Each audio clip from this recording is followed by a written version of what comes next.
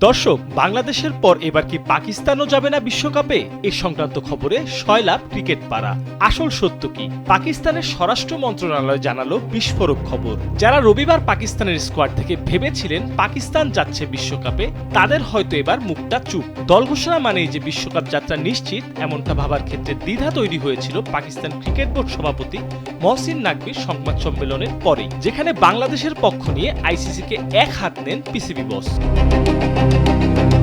এবার সেই আগুনে ঘি ঢেলে দিল দেশটির স্বরাষ্ট্র মন্ত্রণালয়। এক বিবৃতিতে তারা জানিয়েছে, সিদ্ধান্ত এখনো চূড়ান্ত নয়।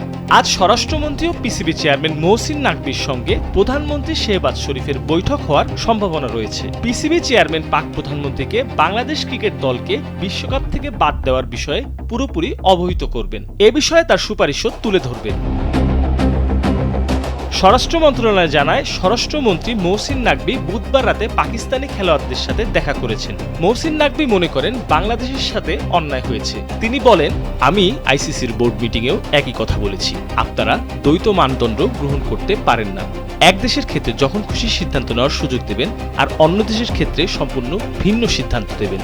পাকিস্তান যদি বিশ্বকাপ শেষ পর্যন্ত না যাবার সিদ্ধান্ত নেয়, সেক্ষেত্রে বিশ্বকাপের আবেদন তলানিতে গিয়ে ঠেকবে। কেননা বিশ্বকাপে সবচেয়ে বেশি আয় হয় পাকিস্তান ভারত ম্যাচ থেকেই। মির্জা সানোয়ার হোসেন, কালবেলা।